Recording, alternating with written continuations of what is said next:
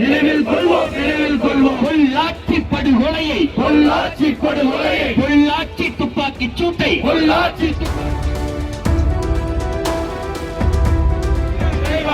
நினைவு தூண் மணிமண்டபம் அமைப்போம் அமைப்போம் அமைப்போம் அமைப்போம்.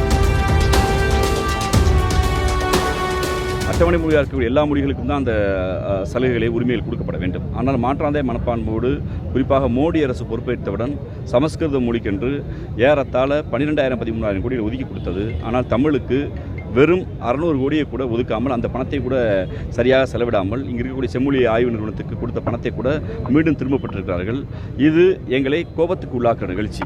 தமிழர்களை, தெலுங்கர்களை, கன்னடர்களை, மலையாளிகளை, தமிழ் பேசாத எங்களுடைய மொழிக்கு மாநில மொழிக்கென்று நிதியை ஒதுக்காமல், அட்டவணை மொழிக்கு நிதியை ஒதுக்காமல் இந்திக்கு மட்டுமே கோடிகளை கொட்டி கொடுப்பது என்பது தென்னிந்திய மக்களை அது புறக்கணிக்கிற செயல்.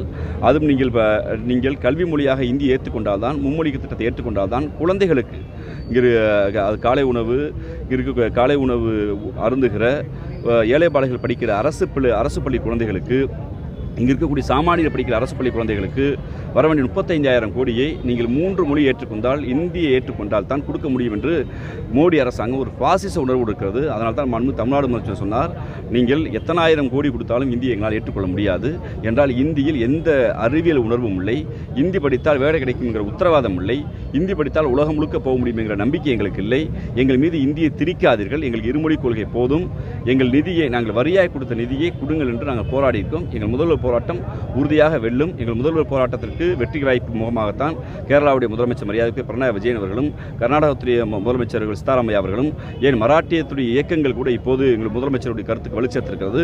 வட இந்திய தலைவர்கள், குறிப்பாக பீகார், யூபியில் இருக்கக்கூடிய போஜ், அங்கே இருக்கக்கூடிய மைதியை பேசுகிற மக்கள், கனோஜை பேசுகிற மக்கள், அங்கே இருக்கக்கூடிய தேசிய இனங்கள் எல்லாம் இப்போது எங்கள் முதலமைச்சரை ஆதரிக்க தொடங்கியிருக்கிறார்கள்.